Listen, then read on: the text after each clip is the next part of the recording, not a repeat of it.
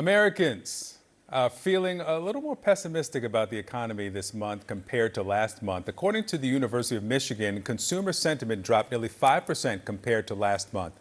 And over the last year, it's a 21% decrease. Now, here's why that may be.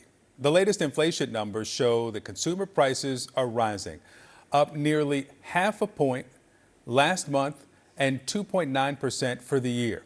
Joining me now, Michelle Singletary. She's a personal finance columnist for the Washington Post. She's the author of What to Do with Your Money When Crisis Hits. Michelle, welcome back. I don't know if we've hit crisis yet, maybe some discomfort, but your latest column is about how to ride out the increasing inflation.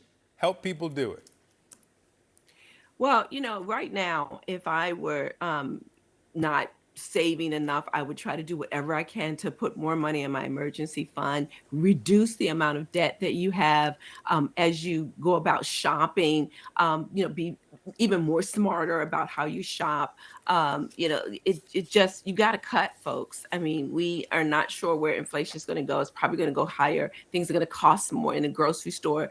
Your BLT is going to be like bacon and lettuce because tomatoes are up. So you're going to have to just do a lot of things to tighten your belt. And I've been telling people this for several months to really just watch what you're spending, less eating out, because you need to build in a cushion to your budget. Yeah, I thought you would have cut the bacon first, but I hear you on the tomatoes. They're up too. Uh, Gotta keep can't that cut the bacon bacon. down. Can't cut the bacon. All right, so let me ask you, this is some good news. 30-year fixed mortgage rate averaged 6.35%. That's down from 6.5% last week. Sharpest weekly drop this year. People have been sitting on the sidelines waiting for the decrease. How do they make the determination if now is the time to get in? Trying to time mortgage rates is sort of the same thing as trying to time the stock market. You can't. And I always tell people when they ask me, is this the right time to buy? I say, well, look at your budget. It's going to buying a house. If buying a house going to deplete all your savings, what is your job situation? Are you in an industry where there's more, there's been cuts? You've got to look at the totality of your financial situation, not just the mortgage rates, because once you get in that house, you're locked in that mortgage.